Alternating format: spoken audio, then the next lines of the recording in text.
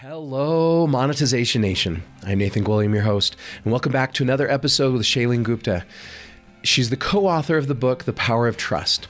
And in our last episode, we discussed how trust can empower our business. Today, we're going to discuss ways we can build, lose, and regain trust. We're going to cover the following key takeaways. Number one, whenever we take a daily action, we can ask ourselves, how can we build trust? With whom will this build trust? Number two, the only sustainable long-term strategy is to build a company that people love. Number three, one of the common ways to lose trust as a company is through layoffs. And finally, number four, as we hit roadblocks in our businesses, we should look for innovative ways to overcome them. If we make a mistake, there's almost always a way to fix it. What do we as companies need to do to build trust day to day? Yeah, I feel like I'm at risk of sounding like a broken record because I'm just going to go back to these four different pillars. So I think it's really, as a company, whenever you take an action, asking yourself, who will this build trust with and how will it build trust? And so it's really just sort of evaluating what you need to do next on a day-to-day, because the answer is going to change depending on who you are, what size you are, who you're working with, what you sell. Yeah, definitely. So asking ourselves those questions about each decision. Will this decision increase trust or will this decision decrease trust? I have a great example about this. So it seems like lately there's some of these businesses that have done auto-dialed, pre-recorded voicemail messages from marketers. And they've really started to annoy me. And they like send them right to your voicemail, and it's these pre-recorded marketing messages. And so I had one of these salespeople that contacted me saying, why don't you do this for your business? We can do this for you and broadcast this message out there. And I said, but I hate it when people do that to me. So I don't want to do that. I don't want to do that to my customers. And his response was, well, so-and-so and so-and-so. And he named two big names of big marketers that people know. He said, well, this company and this company do it, and it works really well for them, and they're getting great results from it. And I think they didn't ask the right question. The right question is, does it build trust or take away trust? The question isn't, does it convert sale? Can I get sales off of it? The question is, does it help build trust in my relationships with my customers, or does it take it away? And we just have to be disciplined as companies of saying, if this strategy is going to take away trust from my relationship with my customers, I'm not going to do it, regardless of how it drives sales. The number of sales is not the deciding factor. The trust growth should be the deciding factor. Do you agree with that? Oh, that's so good. I was going to say, just can we crystallize that moment and keep it, because that's exactly it. We were actually doing some work with a bank in Kazakhstan, and it was the third largest bank in Kazakhstan. And the CEO sat down and realized customers hated them. CEOs would be like, well, we're the third largest bank. I mean, come on. Whatever we're doing is working. And he was just like, no, this is unacceptable. I want to be a bank. I want to build a bank that people love. And so he set about rebuilding the entire business. And today they're doing far better, and they've been given far more permission to innovate and license to operate. And they've actually they were the government's partner during COVID to disperse payments to people because they're so beloved. That's kind of the antithesis of how so many companies make their decisions today. It feels like so many decisions are made today based upon what makes the most profit. But it feels like that's a very short-sighted matrix for decision making, right? The rubric we're using there is wrong. And it feels like long term that doesn't last. Long term, those companies go out of business, and we may be forced to use them in the short term because we don't have other options. But in the long term, competitors will arise, and we will jump to those other competitors as soon as we have a viable option. And so the only sustainable long-term strategy is to build a company that people love. You nailed it right there. Can you tell me some of the most common things that companies do to lose trust? What do we need to be looking out for? What are the most common things we need to be aware of? So first of all, on a very simple basis, layoffs. And this is why this book initially started as a layoff project, because it turns out layoffs are extremely destructive. So when you lay off an employee, up to 20 years later, they'll still trust businesses less than their peers who haven't been laid off. Not only that, though, after you lay off employees, you still have the survivors. And it turns out they get incredibly disengaged and their performance goes down. Because then they're asking, when is it going to be my turn? What happened? And there's some survivor's guilt. So the whole thing is just bad for everyone. And not only that, if you get to a point as a company where you need to rehire workers, you have to rehire them, which takes an investment of money and time, and then you have to retrain them, and you've lost all of this internal expertise in the meanwhile. And so something that companies actually did a really great job of during COVID was using furloughs instead of layoffs. And it seems like kind of a simple solution, but for so long, layoffs have been the solution to, it's a hard time, we're facing cost cutting, let's lay someone off, that it's worth repeating it again and again. Try to find something else. Yeah.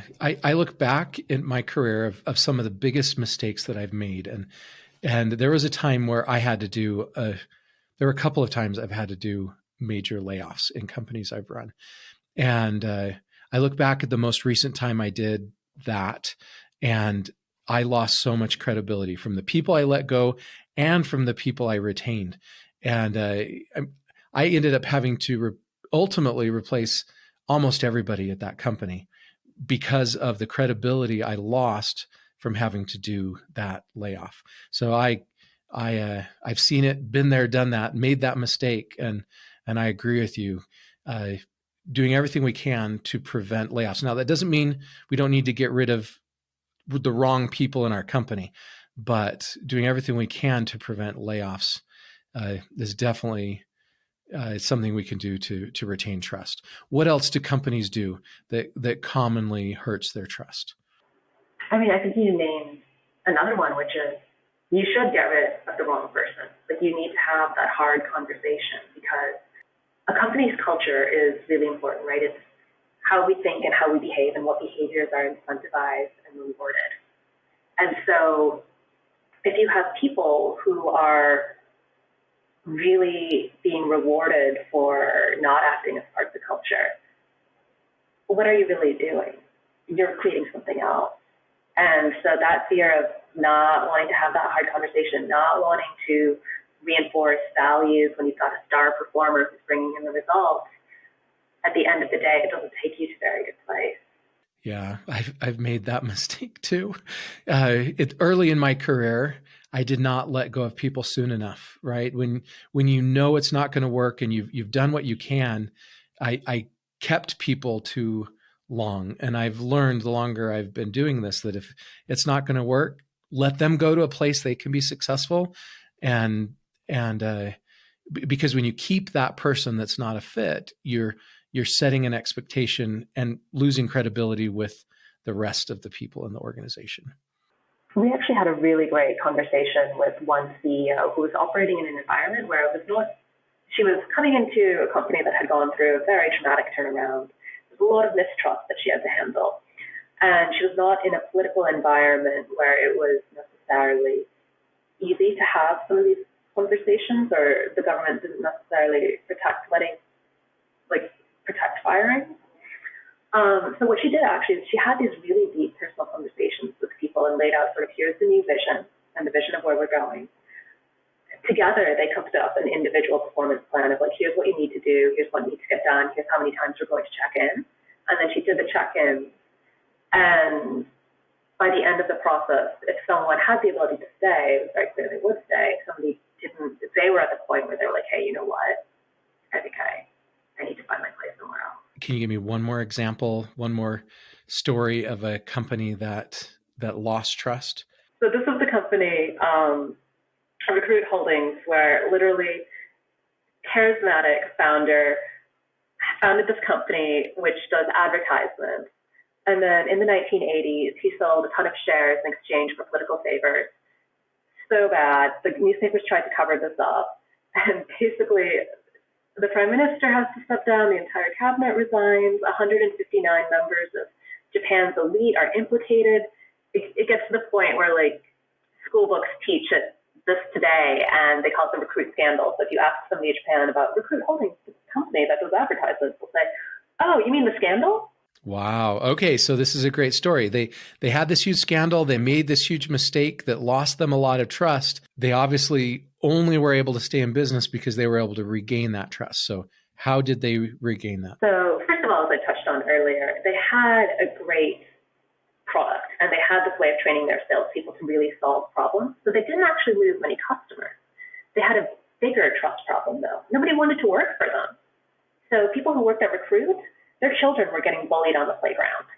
It was that bad. And so when you're hemorrhaging employees, and nobody wants to work for you because your reputation has been so tarnished, it's not looking great. And the other part is they didn't have a whole lot of money because they also discovered this founder had left them with a debt and the interest payments exceeded their yearly income. So it's not like they had a lot of money to throw large salaries around. And at the time, Japan had a society where you're supposed to guarantee lifetime employment. You have tons of perks that you give your employees, like housing and cars. And Recruit was like, oh my God, we can't do any of this. What are we going to do? And so they sat down and they totally rethought how they thought about companies. They realized we can no longer promise our companies lifetime employment, which is what a Japanese company is supposed to do. So we'll guarantee them lifetime employability. We're going to give them the opportunities, the training, and the skills to make the Recruit brand such a big thing on their resume that any company will want to hire them. So they invested their resources in bringing lectures to Japan. And so this Recruit wasn't that famous at the time. They actually went to Stanford and convinced the professors to come back and teach their employees. They basically came up with an option for flexible work where they realized a lot of mid-career employees had other passions they wanted to pursue, but also still needed the income. So they created room to work part-time. They actually today have this process where once you hit the age of 35 and you've worked at the company for 6 years, they offer you a retirement bonus of $75,000. And this is to make sure that the employees who stay really, really want to be at Recruit and really feel like they have something left to give. Because if they have a different dream, they're not giving it 100%, and they should just take this money to help them transition over to whatever their other dream is. So think of how many entrepreneurs, when they hit that challenge, they just would have given up and the company would have folded. That they looked internally, that they innovated, that they created a different system where they could differentiate themselves. I'm just so impressed by that. That's a lesson we can all learn as we hit our roadblocks in our business creation. Okay, can you share with us one more story of a company that lost trust and then regained it? Another one of my favorites is Michelin. So around the 2010, Michelin announced the highest profits it had, and in the same breath said, hey, we're going to be taking huge layoffs. Because it turns out that they had stiff competition in Asia with lower cost tires, and they simply couldn't afford to continue their same business model. And there was a huge, furious outcry. Employees took to the streets. It was just bad. And man, it was so bad that the Prime Minister of France had to make a law about when you take layoffs. So it's gotten really bad when there's a law named after you. And Michelin realized, okay, this is a problem because we are in a business where the competition has shifted. We are going to need to be relooking at our business model. So more layoffs are coming up. And I know I just said, don't take layoffs, you can avoid it. But there are times when you cannot because the business has to change if you are going to survive. And so Michelin then developed a process for laying off employees that became best in house. And it had a lot of little different elements that sort of worked together. But by and large, the idea was to give employees the soft landing they could. So the first was they gave employees a chance to build a business case for their site. Is there a different kind of product they could make? Is there a different way to help the company? And if there was, great, the site stayed open. If there wasn't, then it was a process of, is there somewhere we can move employees? Is there a job internally they can take?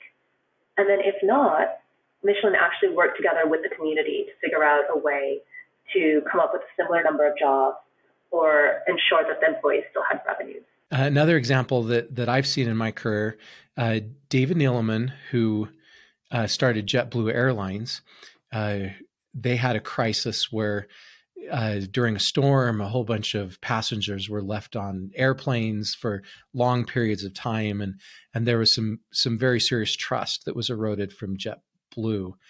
And they took a series of steps, such as implementing a customer bill of rights, that really helped to rebuild that trust as well. One of my favorite examples too, because it's such a perfect apology. Because I think most people people are hesitant to apologize because they're afraid that it means admitting guilt, but you should apologize because that shows you recognize the problem. But second of all, it doesn't stop at the apology. He actually says, I'm going to take steps to rectify the problem. And that process still exists at JetBlue today. I was the president of his nonprofit foundation at the time he lost the job. So I was very close working with him directly when he was fired from that, and kind of saw what he went through. And then when he started his next airline, Azul, down in Brazil, I helped him start that airline. So I kind of lived that a little bit. Thank you so much, Shalene, for sharing your stories and insights with us today. To learn more about or connect with Shalene, you can find her on Twitter or her website, shalenegupta.com. You can also find her book, The Power of Trust, on Amazon. And there's a link to each of these sites on the blog post for this episode on our site. You can also get a free copy of my ebook, Passion Marketing, where you can learn how to become a top priority of your ideal customers. You can download that at passionmarketing.com. Thank you so much for joining me for this episode, and I wish you success in building and not losing customer trust. Do you want to become a better digital monetizer? To receive great monetization stories and secrets, please go to monetizationnation.com and join free. And if you liked today's episode, please subscribe to the show and share it.